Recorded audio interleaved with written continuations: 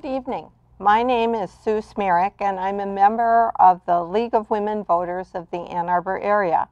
I welcome you to tonight's forum featuring candidates for the Ann Arbor City Council in Wards 4 and 5.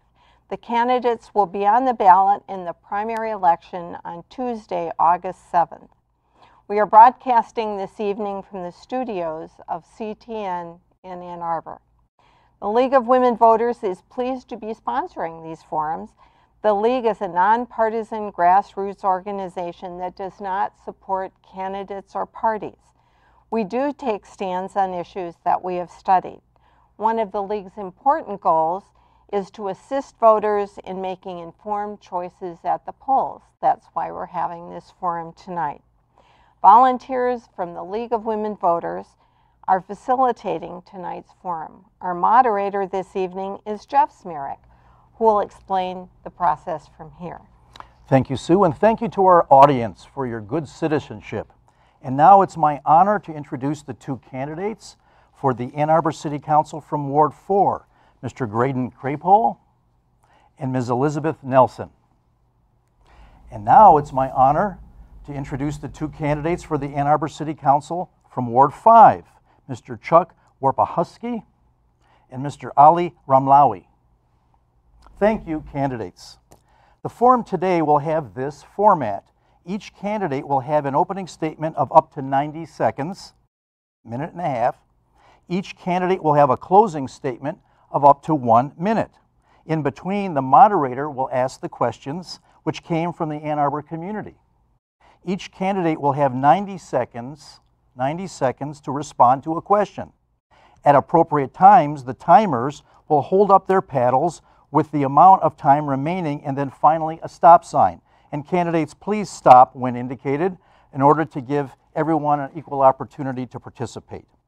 The order of speaking was determined by a drawing before we began.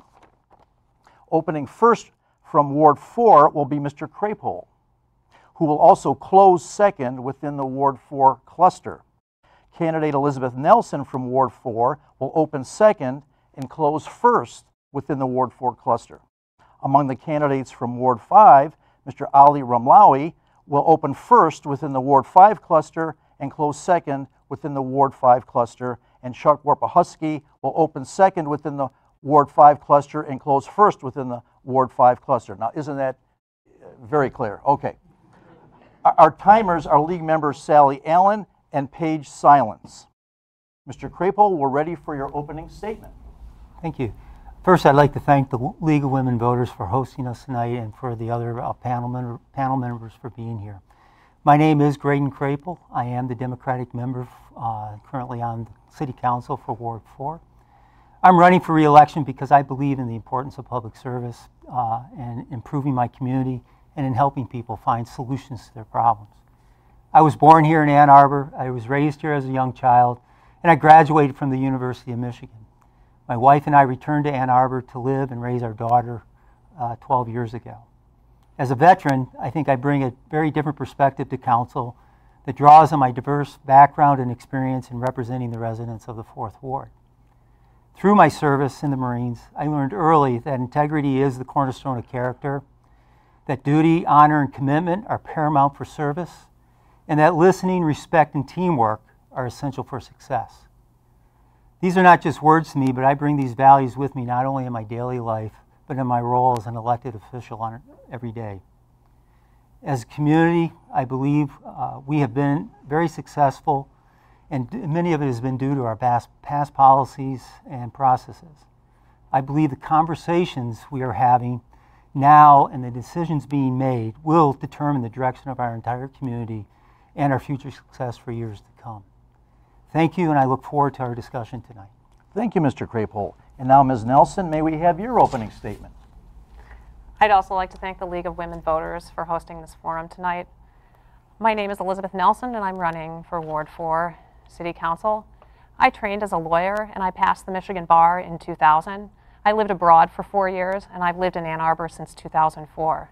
I've been active in my neighborhood and the city, volunteering in community organizations, working in the public schools, and raising my 2 boys.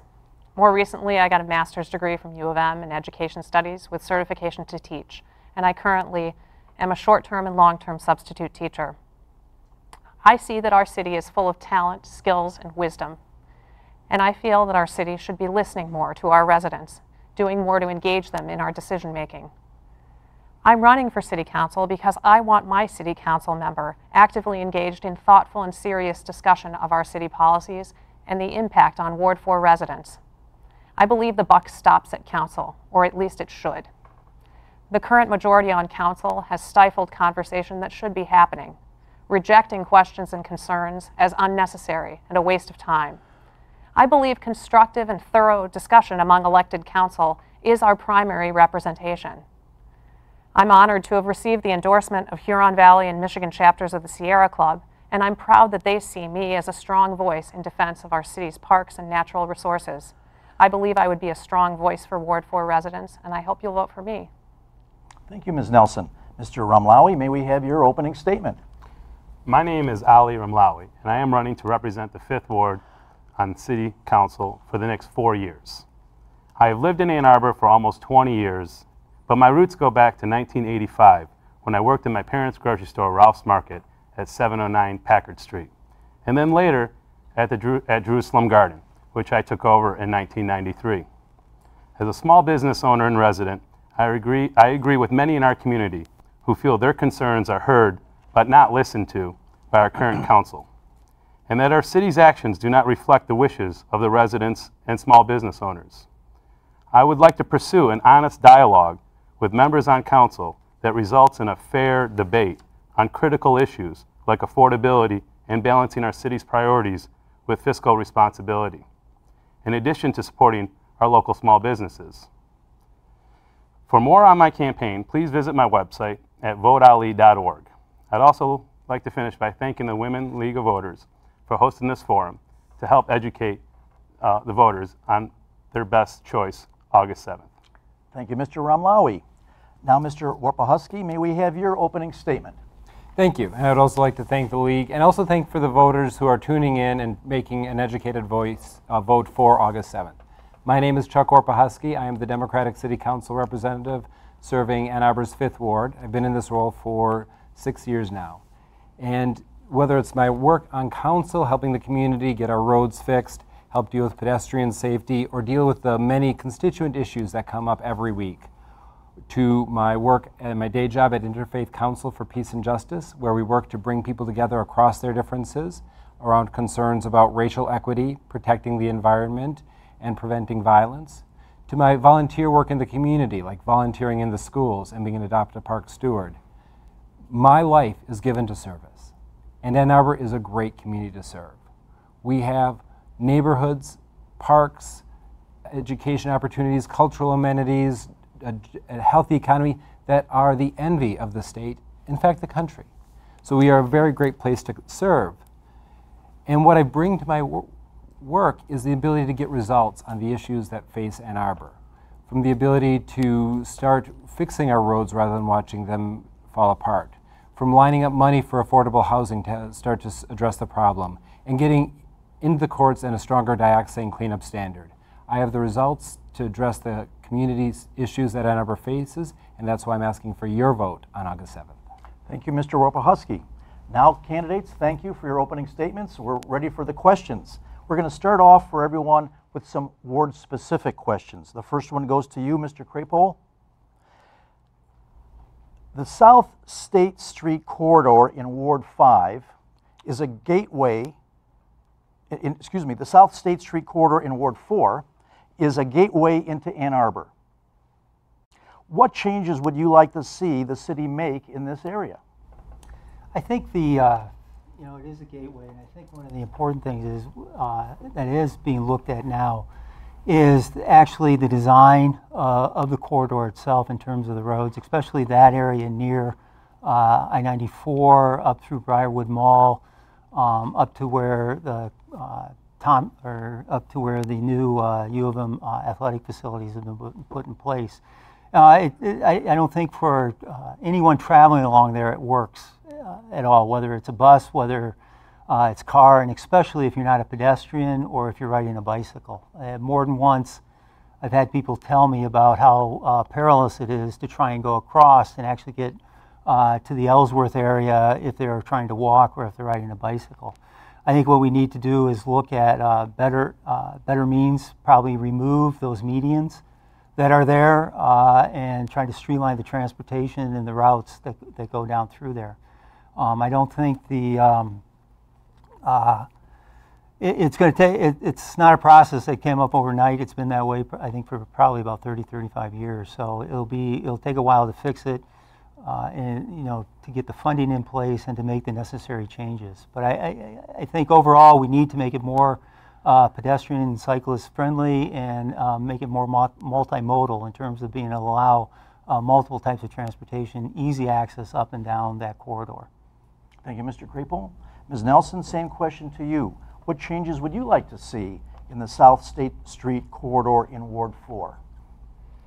I think as a starting point, I would set a priority on consulting residents who are closer to living in that area. I don't actually live in that area. It's not even close to my commute. So I think as a starting point with any project, improving a road and improving an experience of people driving it, I would need to engage community members who have a vested interest. I've biked that area, and Mr. Krapohl is correct that it is very difficult to navigate as a pedestrian or a cyclist. So in that respect, I agree with Mr. Krapohl. And again, I would just set as a priority consulting with residents for their ideas, because I as a starting point on any issue, as your representative on council, I want to consult with the residents who have the strongest opinions, who have the greatest personal experience with the issue at stake. And that would be my starting point. Thank you. Thank you, Ms. Nelson. Now, Mr. Ramlawi, may I ask a question of you specific to Ward 5? Ann Arbor's largest historical district is located on the Old West Side in Ward 5. How should the city address the tensions between historic preservation on the one hand and the need for new affordable housing? Yeah, it's a district that I live in. It's a district that I find great comfort in living in. It's a community. Every house is different, it has its different challenges, and it's been preserved. Those homes go back over 100 years. The house that I live in is over 120 years old.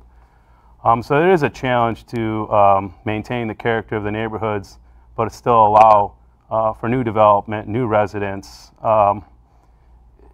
I don't think it's, I would like to leave the protections in place.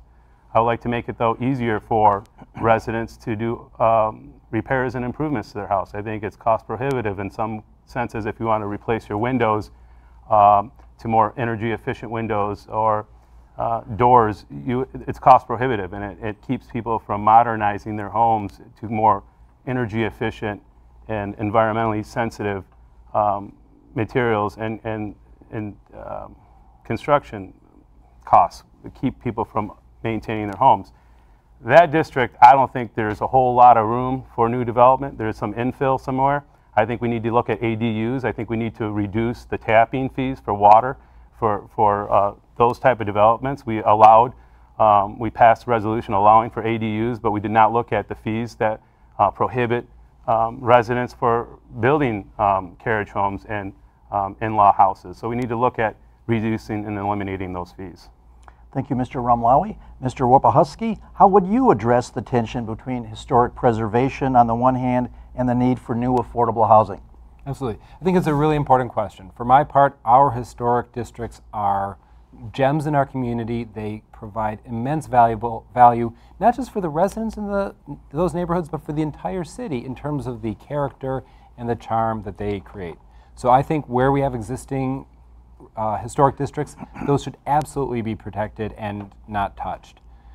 They are a small part of the total acreage in the city, and it's worth preserving them. I think the issue of affordable housing, there are a lot of other areas where we can look at, especially I think we can look at our transportation corridors, where we might be able to get some small-scale residential, some apartments above existing strip malls, for example. There are a lot of options for affordable housing that don't involve going into the historic neighborhoods. One of the things that's really interesting when we look at our historic neighborhoods, and the Old West Side is a perfect example of this, is you have houses that are very compact. It's a very tight neighborhood, not just emotionally tight, not just socially tight, but the buildings are close together. And a lot of our newer development forgot and lost the charm, the lessons that these historic neighborhoods created. So I think the other thing we can do is look at what works in our historic neighborhoods, about the building quality, but also about the shared spaces, and apply that in other parts of our city so that what works in the Old West Side can work elsewhere. And it's also a chance to provide some of that additional housing capacity that I think our city needs. Thank you, Mr. Warpehoski. Now we move from the questions relating to ward-specific questions to the more general Ann Arbor city-wide questions. First one goes to you, Mr. Krapohl. Do you think increasing the amount of affordable housing in Ann Arbor is a priority? If so, what actions should the City Council take to make that happen? I think the affordable housing is probably one of the main issues that, if we don't address it, will change the character of Ann Arbor.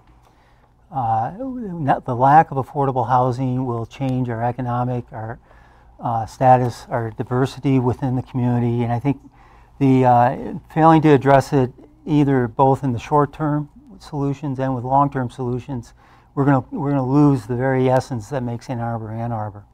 One of the key things is to get recurring funds for our affordable housing fund. We've identified, we have made commitments with the sale of some city properties to donate half of those proceeds to the affordable housing fund. We have, with our rebate coming back, approximately $900,000 a year will go to the affordable housing fund. I think one of the key things we need to do is look at what city-owned properties we do have that may be appropriate to build affordable housing on, and also look at other policy options in terms of public-private partnerships, long-term leases, and communicating and working with the University of Michigan on unused properties they have, and working with the Housing Commission, Avalon Housing, and Habitat for Humanity. I think if, by doing that and taking a broad perspective, it will give us the best opportunity to try and capture as many units as we can to try and solve this problem. Thank you. Thank you, Mr. Krapohl. Same question to you, Ms. Nelson. I do agree that increasing the supply of affordable housing is important. It matters. It matters to everyone in our city that we have a socioeconomically diverse population. It's meaningful. We need to have a steady stream of funding for the Ann Arbor Housing Commission, and I don't think that the answer is individual properties downtown. We need to have a comprehensive look at the whole city and looking at opportunities where we can build affordable housing like exists in my neighborhood. I live just around the corner from Avalon Housing on Pauline. There are opportunities in the city to build multi-unit housing on a reasonable scale that fits into neighborhoods and fits into communities. I have concerns when we talk about converting city-owned land for the purpose of affordable housing, because I fear that what we're talking about is converting parkland, and I do not agree with that. I don't think that that would be a good idea. And I think when we talk about affordable housing, there are two sides of it. There are the people who want to live here, there are people who don't live here yet, and then there are people who live here now. And as we talk about increasing the amount of housing, I think we need to think about the housing that exists now, the houses that people are living in, that they feel like they're being priced out of their homes because of raised fees and increased millages and taxes that make it more difficult to live on a fixed income in Ann Arbor. So I think there are two parts to the question of affordable housing. Thank you, Ms. Nelson. Mr. Ramlawi, same question to you, sir. Well, I think we should all first define what affordable housing is. I mean, it's a moving target. It means so many things to so many different people. For me, it means 30% of one's gross income. And when we look at that, and we look at who can afford to live in Ann Arbor today, it's a big challenge. I believe in a $15 minimum wage, yet my staff, who works for me full time, cannot afford to live here, even making $30,000 a year, $40,000 a year. So it is a serious problem in our ability to sustain a diverse community that's inclusive. I think first and foremost, though, we need to define what we're addressing. And it's not all about supply-side housing. That argument has been made. So we're using the affordability at times as a guise to change zoning and to pass unpopular policies in the efforts, quote unquote, for affordability. The fact of the matter is 15 years into this, Ann Arbor is less affordable than it was, and it's less diverse. So I think we need to have an honest dialogue, and it starts with defining what affordable housing is. And we need to also incorporate transportation. Transportation becomes a big component of housing costs. And if we can reduce the transportation costs and add that with housing, we can address the problem more effectively. Thank you, Mr. Ramlawi. Mr. Warpehoski, also to you. Thank you. I think that housing affordability is the biggest challenge that Ann Arbor faces. As everybody on this panel agrees, the rising cost of housing and what that means for the economic diversity of our community threatens the social character that makes Ann Arbor special. Mr. Ramlawi's point about defining affordable housing is important. I see there are two markets here. One, there are people who are very low income in our community. They deserve to still be part of our community, but the market's never going to meet their needs. For them, we need to be able to provide subsidized housing in one form or another. That means that the city needs to be able to come up with the land and or the money to expand our supply of subsidized housing. I'm proud of my record of being able to help line up $12 million of additional local money that can be matched 20 to 25 times with state and federal money to help expand that supply of subsidized housing. And as Mr. Ramlawi pointed out, we've got a lot of people who are lost in the middle. They make too much to qualify for subsidized housing, but too little to afford to live here in Ann Arbor anymore. And that's where we need to look to provide that middle income housing that we're not seeing put up. I lobbied successfully in Lansing to help get SB 110 passed. That gives the cities the ability to offer affordable housing incentives to developers. That wasn't previously allowed under the state law. And I think, as we discussed under the Old West Side area, to be able to look at housing options where we don't see them now. Take the lesson of downtown, where we have housing above retail, and apply that to our transportation corridors. Thank you, Mr. Warpehoski. Ms. Nelson, the next question goes to you. In the prior election, an increase in the Washtenaw County millage was approved by voters. What is your response to the pushback from some Ann Arbor residents who feel that the money which Ann Arbor will receive from the millage increase should be spent on mental health issues and affordable housing rather than on climate change and pedestrian safety? I think this is a really excellent question, and what I would say about it is I'm conflicted about this issue. I'm genuinely conflicted because I'm committed to the processes in our government and the procedures that we go through to make decisions, and I do understand that City Council had a vote in April or July allocating these funds. My concerns are that there is evidence that people going to the ballot box did not understand where these funds were going. And without a newspaper, without a good method of information getting to people, it's unfortunate that we allocated funds in a way that people couldn't predict or couldn't have guessed at based on reading the ballot. So what I would say is, if I had been on council, I really would have urged my colleagues to allocate these funds strictly to causes directly related to public safety and community mental health, because I think we could have anticipated this controversy a mile away. At this point, having had the vote and knowing that some members of our community are engaged enough to have happened to have read MLive on that particular day, we have an unknowable number of voters who did vote with the knowledge that some of those funds were going to climate change. We have no idea for a certainty how many went to the ballot box not knowing. So I would suggest that it was a mistake in the first place to allocate those funds by a vote, and I hope that we can have a community conversation about where to allocate the funds now. Thank you, Ms. Nelson. Mr. Krapohl, also to you the same question. Thank you. You know, I did support the vote for the mental health millage because the mental health millage, as it was described in the ballot language, divided the funds for public safety. It was public safety, it was mental health, and then the remaining 24% of that was to go back to the municipalities that did have their own police force. I supported it twice, actually, because the first time was to inform voters several months before the election of what council, based on the input it did hear from residents, where it would like to spend the money. There had been all areas that had been underfunded, but priorities for the community in the past, and that included our affordable housing, that included our sustainment plan, and then for pedestrian safety.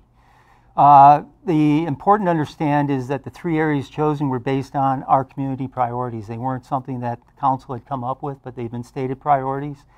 We've heard from residents that affordable housing and our climate action plan and the pedestrian safety plan were all critical things that needed to have funding.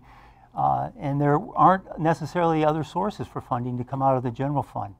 These sources, these funds will provide a stream of resources for a period of time here that hopefully we can get up, and we can then look to find more additional fundings to make these supportable or sustainable in the future. Thank you. Thank you, Mr. Krapohl. Mr. Warpehoski, same question to you. Thank you. This is an important question, and I think it's a valid debate about what the best way to use the funds are.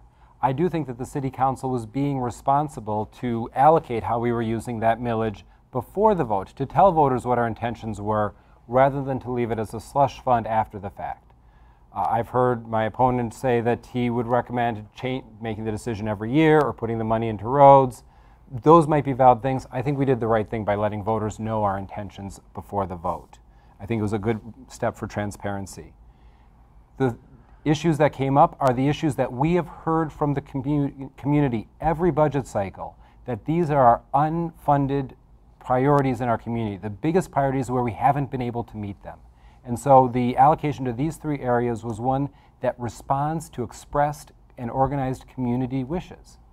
In addition, these 3 areas are ones that have a connection to the base issues in the millage. Affordable housing is a public safety and a mental health issue. It's not safe to sleep under a bridge, and being homeless is both a cause and often an effect of mental illness. Pedestrian safety is a public safety issue. We lost an EMU professor in the 5th Ward this year because of the dangers that are still on our roads. Improving pedestrian safety is a public safety issue. And climate change is too. Just look at Superstorm Sandy, just look at Katrina, or look at how the crime rates go up in a hot summer. These are 3 issues that are connected to the initial millage, and I support the decision was made to allocate the funds that way. Thank you, Mr. Warpehoski. Mr. Ramlawi, also to you. This is a good question. I think this is just an example of good or bad government. For me, I don't approve of the way that the millage was going to be spent, the rebate portion of the millage is going to be spent. I have read the ballot. I have reread the ballot. I see nowhere in the ballot does it call for pedestrian safety or climate action or affordable housing. And it's real hard to argue against spending the money on those things because I stand for all those issues. But I also know my community very well, and I know we have a great need for additional mental health services. We need additional police officers. And I think that's where the money should go first. I think we should be staffing the police with more mental health professionals. They're on the front lines dealing with people with opioid addictions and mental health issues. And you don't need to go far from where I'm at to Liberty Plaza to see it every single day. I mean, there was a stabbing just last month. We are chronically understaffed. The police department is understaffed, and it's understaffed for a large degree due to the mental health issue. So if we're not going to spend it towards mental health, I think we should be spending it towards our greatest need. And knocking on doors for the last year, I can tell you right now, our greatest need in our community are roads. They're terrible roads. And if you're talking about pedestrian safety, I think the condition of the roads make it much more dangerous for pedestrians and cyclists. So I believe in a transparent government, and I feel spending our millage money like this is going to be the boy who cried wolf. The next time we ask for millage money, people are going to say no. And that's the danger of spending this money in a different way. Thank you, Mr. Ramlawi. And you, as it happens, get the first of the next question. The library lot is currently subject to a citizens' initiative that would turn the property into a city park. If that citizen initiative passes, the Affordable Housing Fund stands to lose about $5 million. How would you address the funding gap? Well, I think we can go back to how we used to fund it, and that's we need to reform the DDA. And that's plain and simple. We need to look at the money that's collected by the DDA. They collect a big share of their money from property taxes and from parking revenue. And for me, parking revenue is a tax on the working poor. They have $34 million a year in their budget that isn't under the same kind of scrutiny that City Council is. And the Affordable Housing Fund needs to be funded with a reoccurring revenue stream. It's not going to be fixed with one-off sales of property. We're eventually going to run out of property to sell. So we need to look at a more, we need to look at a mechanism that is more long-term and more, is going to work for the future. So I believe the library should probably be a part of a master plan with the Y lot and the current library and the parking garage. And I propose building a new library where the parking garage is now taking the old library land and then selling or using the Y lot for affordable housing. I think that solves a lot of our community's needs. And then again, reform the DDA so we can have a reoccurring fund coming into the housing fund and not just one-off sales. Thank you, Mr. Ramlawi. Mr. Warpehoski, same question to you. Thank you. I think that if the voter resolution passes, I mean, for one thing, what that would mean is that neither Mr. Ramlawi's proposal nor my proposal of getting the $5 million for affordable housing works. So we do need to figure out other options there. I think if the voter resolution passes, or perhaps even contiguous with it, we should say this is what it would cost. This is what it would cost to make the Affordable Housing Fund whole. This is what it's going to cost to develop it. This is what it's going to cost to program it. And this is what it's going to cost to maintain it, and get the voters to help make sure that we do that, so that a downtown park isn't at the expense of our neighborhood parks. As Mr. Ramlawi said, we see the problems when we have a downtown park where we're not doing that sort of programming and activation of the site. So I think it's important to get that right. To Mr. Ramlawi's point about the DDA does fund affordable housing. We have a new roof on Baker Commons because of the DDA. There's a lot of money that went into Miller Manor in the 5th Ward because of DDA funding. That said, they are restricted. They are only allowed to use funds within a bubble around the DDA. So a lot of our affordable housing opportunities, such as the Platte Road site that the county is in the process of working on, aren't eligible for DDA funding. So if we lose this $5 million from the library lot, we absolutely need to figure out an alternative way to make sure that funding is there and the people who need housing are able to get it. Thank you, Mr. Warpehoski. Mr. Krapohl, same question to you, sir. Well, I would agree with Councilmember Warpehoski on that. You know, if we aren't able to sell the lot, we do need to identify other sources for affordable housing, and we need to go to the community, and we need to be able to explain kind of what the options are and hear what their options are, because it is true, if the library lot was to become a park, there is going to have to be some other park within Ann Arbor that we're going to have to give up. That's the basics of having downtown or urban parks like that. They're very expensive, and they're very expensive to maintain. I think going forward, identifying our renewable source of funds for the Affordable Housing Fund is absolutely essential. As I mentioned before, we do have the rebate that we are going to try. We will apply there for a while, but that, again, that's not sustainable in the long term. It's not going to be around, and I think we have to, maybe we have to look at ourselves as a community and decide, is affordable housing really a priority for us or not? And if it's not, then maybe we move on. I happen to believe it's very much a priority, and it's something we need to be able to fund. And again, I would look at the public-private partnerships and some of the other advocates out there right now, Avalon, Habitat for Humanity, and look for their input on these things. Thank you. Thank you, Mr. Krapohl. And it turns out you have the beginning of the next question. I didn't. Oh, forgive me. Ms. Nelson, same question to you. I do beg your pardon. I think the issue we're wrestling with right now is actually indicative of a bigger problem. The whole reason that we have a referendum in the first place in November is that the city entered into an agreement to build a development that most people don't want. I don't think that we would have had a referendum at all if the city had heard the concerns of residents about something as enormous as 17 stories next to that lot. So as a beginning of my answer, I would say we've started out creating a problem. And in terms of the referendum, if it passes, yes, this is true. This is going to be added cost for the city in terms of maintaining it and the loss of revenue if we are not selling the property. But I think the topic brought up about the DDA is not so much about what the DDA is in charge of and what the DDA is authorized to interfere with within its boundaries. The question is the funding of the DDA and the TIF that it captures. We have the power, our city government has the power to adjust that funding structure for the DDA and look at how much funding it gets. We adjusted it 10 years ago when it was capturing too much of the TIF and we needed to put a cap on it. That's something that we could look at. And like Mr. Krapohl said, if we're really committed to affordable housing, we need to look at where that funding is going to come from. And what is our priority? A small pocket of a few blocks downtown or affordable housing and affordability generally in our city? Thank you, Ms. Nelson, and thank you for your courtesy. Mr. Krapohl, the next question goes to you. What is your position on a city income tax? Explain what this would entail, as well as the advantages and disadvantages. Well, every few years we do look at a city income tax. 2 years, I believe it was 2 years ago or last year, we looked at it, and it comes up. Cities really only have limited means to be able to raise revenue. One is property taxes.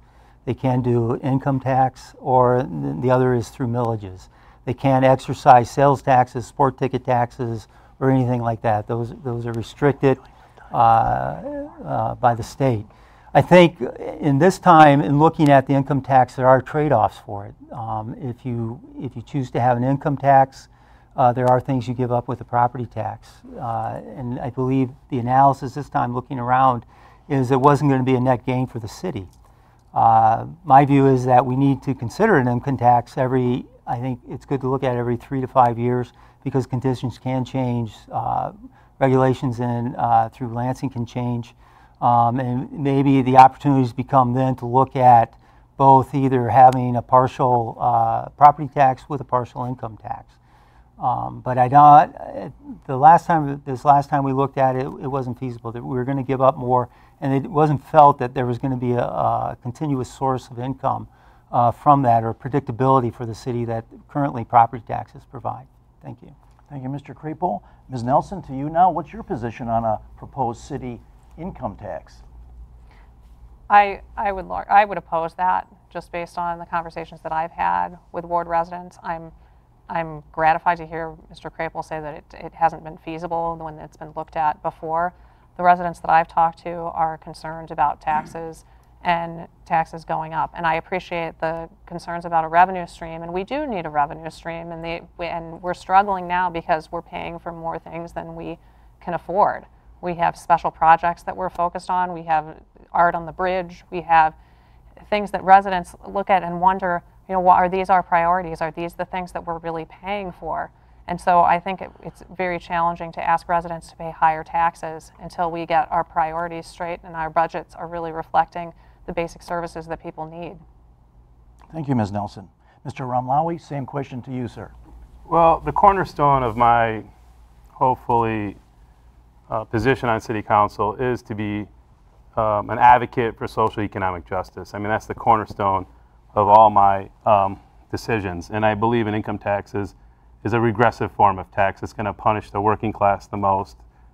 And it's also a very volatile way to collect taxes. I mean, it's based on the whims of the economy. If we have a major recession, what happens to your revenue stream? I think property taxes are a much more consistent source and a much better way to fund our city's operations. I think it's going to harm renters. I don't see the landlords of Ann Arbor reducing their rent by 13% to their tenants. So it's going to affect the renters of Ann Arbor. It costs millions of dollars to administer, and the money that it costs to administer comes from penalties imposed by people who can't afford it. Again, a regressive form of income tax. And the 2 times that the city has looked a lot closer at it, it's been rejected by the voters. As you talk to people, it doesn't seem like it's got a lot of backing by the constituents and by the city. So, and as an employer, I think it's also harmful in attracting employees in a very competitive labor market. So I'm against it. Thank you, Mr. Ramlawi. Mr. Warpehoski, what do you think? Thank you. When we looked at the numbers last time, I didn't see an argument there. And the reason is that when individual ward residents talk to me about the income tax, they look at how much they're paying, and they see everybody coming into town working at the university, and the university is not paying for city services, they're not paying for their roads, the workers aren't paying for their roads, and they see the injustice there, or the inequity there, and they say, well, wouldn't we be able to fix that with an income tax? What I didn't realize until we looked at the numbers was, and it's obvious once you think about it, where is most of the income, most of the property value? It's not actually in single-family residences like mine, it's in the business taxes, it's in the corporately owned properties. So what an income tax does is it increases or transfers the tax on workers in order to give a corporate tax break. And so if we were to go through and institute an income tax and eliminate our city general fund property tax for that trade-off, it would be a transfer of wealth to that commercial class. And so I don't think that that's supportable. I think if we can look at, is there a way to address the taxing of non-homestead properties and give a property tax break for homestead properties, there may be a way to make the numbers work. That said, the equity and justice concerns that Mr. Ramlawi raised are really important ones to work through. And so may there be a way to get there? Yes. Do I see one now? No. Thank you, Mr. Warpehoski. Ms. Nelson, the next question goes to you. Now, in addition to all the questions that you poor candidates have been subjected to, what other issue is a priority for you, and how would you address it? Ms. Nelson? I think the biggest issue for me is a general one, and that is our city's responsiveness to residents. And this is sort of an umbrella over several issues, actually. From knocking on doors, I know that residents are concerned about the basic services that are not being met in terms of our roads and snow removal. There are concerns about the impact of developments on our city generally and our neighborhoods specifically, and other concerns about traffic and safety. We need better budget priorities to address roads and pedestrian paths in the 4th Ward. We need better communication and public engagement regarding new developments. Specifically, I'd like to increase the distance for notification about new developments. We need to expand opportunities for a community voice in new developments. And we need safer pedestrian crosswalks with better lighting and consistent signals to drivers. Thank you, ma'am. Mr. Ramlawi, same question to you. Well, there's a lot that needs to change. I think transparency is number one. I take a vow not to withhold any information from my constituents.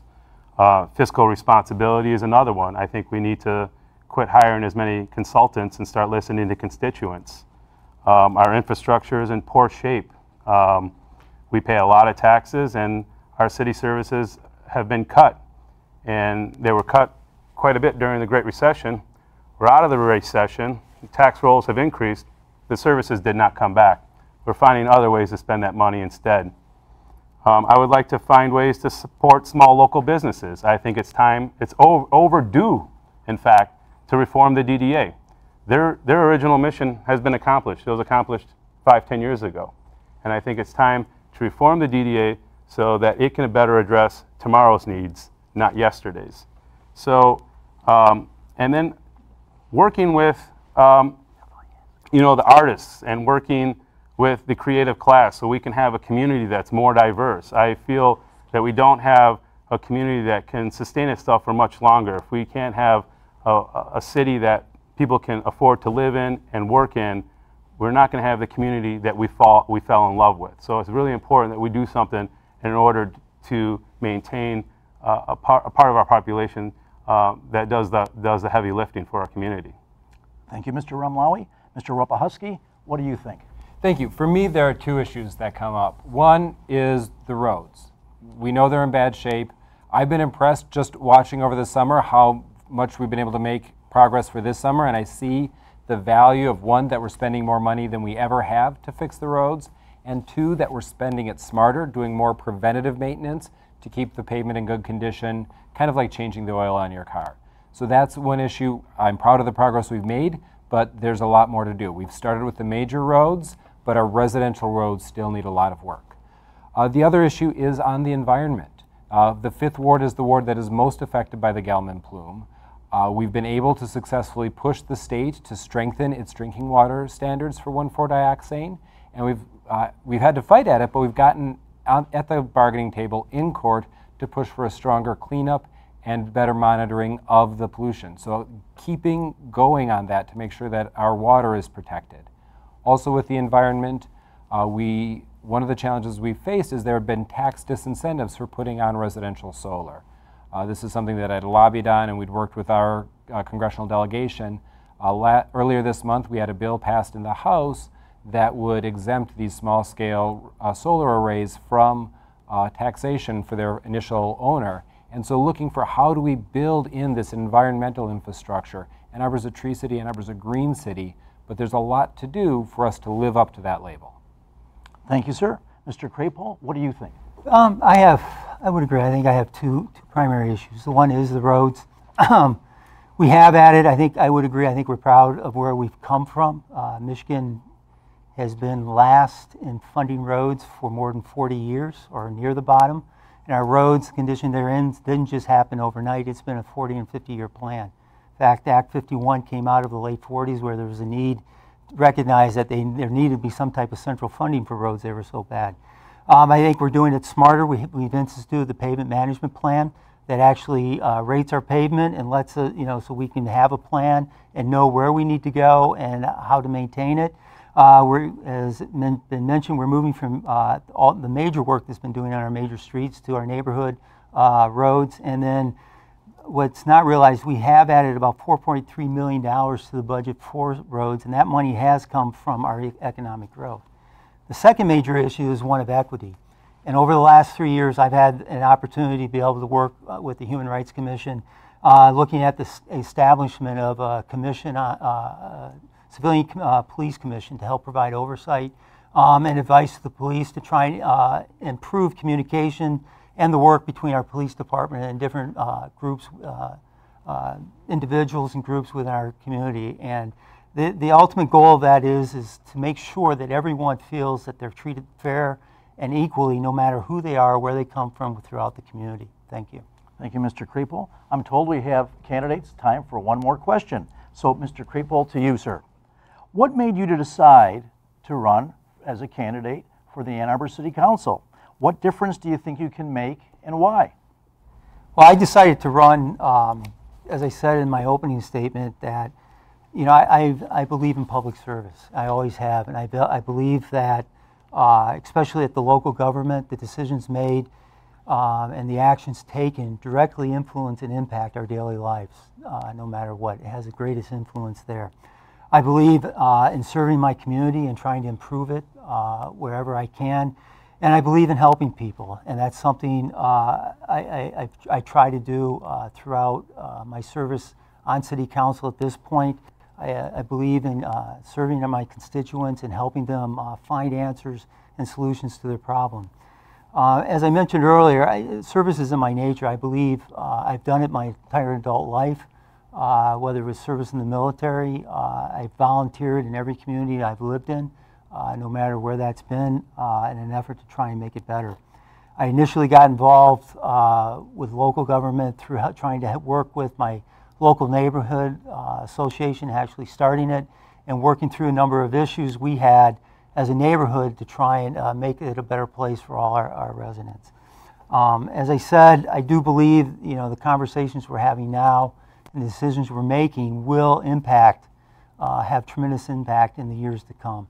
And I think we need to be able to influence where we want to be in 20 years, so Ann Arbor is still the place we want, our children want to come to, and we want to live. Thank you. Thank you, Mr. Krapohl. Ms. Nelson, same to you. What made you decide to be a candidate for Ann Arbor City Council? What difference do you think you can make, and why? I love our city, and I love living here, like most people do. What triggered me to run was watching our city consider the situation at the Y lot. I read the paperwork related to that litigation, and I watched the city council discussion of the issue, and I couldn't reconcile the two. I saw our leaders simplifying complex issues, and it troubled me. I realized that relevant to a lot more situations than just the Y lot, we need more members of council who have a basic understanding of legal matters. And we need more members of council who are interested in understanding history and context so we don't repeat mistakes of the past. We need less divisiveness, and we need better listeners, members of council who are listening to residents and listening to each other. I feel like a lot of the city controversies come down to weak engagement with residents. I'm someone who's eager to reach out. I want to bring more people to the table, not fewer. I'm committed to working with city administrators and staff on behalf of residents and neighborhoods. And I believe we need leaders committed to transparency, communication, and advocacy for residents. Thank you, Ms. Nelson. Same question to you, Mr. Ramlawi. What made you decide to be a candidate for Ann Arbor City Council? What difference do you think you can make, and why? Well, I think ultimately it comes down to lack of true representation. It's no secret that I've been witness to the library lot fiasco since its beginning of 2006, and seen the progress and seen the decisions and the reasons why these decisions were made. And frankly, there was a complete lack of transparency, wasteful spending, and marginalization of people's voices in the community, which is a threat to democracy. Ultimately, I think we need more diversity. We need more backgrounds. We need different viewpoints on council. All too often, I watch and listen to council, and it's going to be an 8 to 3 vote, 7 to 4 vote. On matters that I don't feel the community really is divided 8 to 3 or 7 to 4. I don't think there is true independent thinking on city council. There isn't an advocate for small business owners on council. So I think city government should be a place where you should be an advocate for the voiceless. I think there's enough voices for the people in power who have a lot of money. The people that need the voice mostly are the people without money, the people without connections to power. And I fail to see that as often as I should see it. So I think we should be a better city. I think we should be the city that I fell in love with back in 1985. It's not the same now. Thank you, Mr. Ramlawi. Mr. Warpehoski, what do you think? Thank you. I ran for city council initially, and I run for re-election now because I'm committed to serving our community. And I'm committed to serve on the same values and principles that I bring to my day job as Director of Interfaith Council for Peace and Justice. How do we engage the different perspectives? How do we find unity? How do we serve people and the environment? I think I've had a good track record of working on these issues. One of the things that surprised me when I got to council is how steep the learning curve is. Trying to work through road funding issues through the Washington Area Transportation Study, or manage the Byzantine funding rules and HUD regulations for affordable housing. I think my experience in understanding the issues and being able to drive to success is part of what sets me apart. I've been able to find ways to actively support and not just talk about affordable housing, but to deliver money and to deliver results. Not just talk about the roads, but to deliver specific projects and to work with MDOT on future concerns. So this ability to get results and bring things forward is why I run. It is a tremendous amount of work. I've actually had to cut my hours at my day job to be able to make sure I can put the time and attention into this job to give the constituents the level of attention they deserve. But I do it gladly, and I do it with joy because I love this community and it is an honor to serve. Thank you, Mr. Warpehoski. And thank you, candidates, for fielding these questions so graciously and intelligently. Now we have our closing statements. The first closing statement is yours, Ms. Nelson. There's a lot at stake in this election. We now have 4-year terms. And in the next 4 years, I'd like our council to consider alternatives and choices for our city. Instead of getting distracted with conflict and divisions, we need to listen to each other and weigh different options for policy instead of vilifying each other. Our city leaders should be listening to residents who want better roads and crosswalks, who want more input on developments that impact our neighborhoods. I want to be your advocate for potential problems when hundreds of people move into the George on Packard. I want to be the advocate for residents with rusty water whose city pipes need replacing. As a member of council for Ward 4, I would be a thoughtful and energetic advocate for our most important needs. I hope you'll vote for me on August 7th. Thank you, Ms. Nelson. Mr. Krapohl, your closing statement, sir. Thank you. You know, Ann Arbor is an extraordinary community, and I feel honored to be part of it. It's a place where people want to live, they want to work, and they want to visit. And I'm proud of our many successes especially over the last 4 years. During this time, we have increased road funding, accelerated construction on our roads to ease traffic and congestion, and we have a new roads plan to help manage it. We've increased stormwater funding to reduce flooding in our neighborhoods. We've intervened in the 1-4 dioxin lawsuit to try to ensure safe drinking water for all our residents. And we have also implemented an urban forestry plan to bring thousands of trees into our neighborhood. I believe Ann Arbor is heading in the right direction, that the policies and decisions we've made over the past 4 years has laid a foundation for our current and continued success. But we still have work to do, and to keep Ann Arbor heading in the right direction, I need your support, as I'm committed to keep Ann Arbor a vibrant, inviting, and inclusive community. Please vote on August 7th. Your vote's important. I'd be honored to have your support.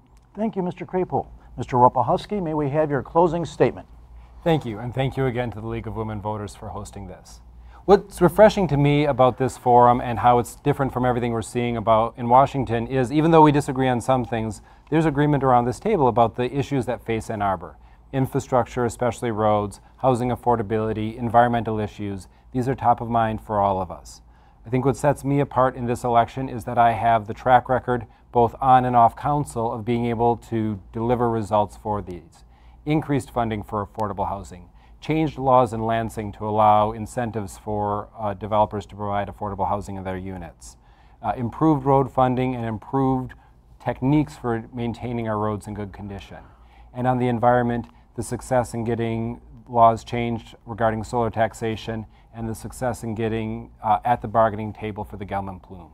These are the issues that face Ann Arbor, and I have the track record of responding to them and actually delivering the results Ann Arbor needs as we move forward. Thank you, Mr. Warpehoski. And Mr. Ramlawi, may we have your closing statement? Thank you. I would like to thank the League of Women Voters for allowing me to express my viewpoints on the critical issues facing Ward 5 residents and Ann Arbor in general. I would like to return our government to a common sense approach that aligns its priorities that reflect the city's current and future needs. We must reform our local governing bodies so that they serve tomorrow's needs, not yesterday's. Ann Arbor residents have been continuously nickeled and dimed for services our city once provided. These real costs have added up over time and have a true impact on affordability, especially for those on limited and fixed incomes. Our current council lacks true visionary leadership and fiscal responsibility, again, resulting in our town becoming less affordable. Our community needs to be accessible for everyone, including the working and creative class. We will be electing a council member for the next 4 years. It is time to move past labels and ideologies and advance the discussion for the common good. Residents and small businesses deserve more from our local government, and it's time to disrupt the deadlock on city council and elect a true independent thinker. I hope you vote Ali on August 7th. Thank you, Mr. Ramlawi, and thank you, candidates. Well done. Thank you to the candidates for participating in tonight's forum and to CTN for making this program possible. These forums will be rebroadcast on Channel 19 a number of times between now and the election and are available for streaming on your computer or smartphone. Go to our website, the website of the League of Women Voters, lwvnarbor.org, and look for the link to the programs. For additional balanced, nonpartisan information on candidates and ballot issues, go to vote411.org. That's VOTE 411.org, and enter your address.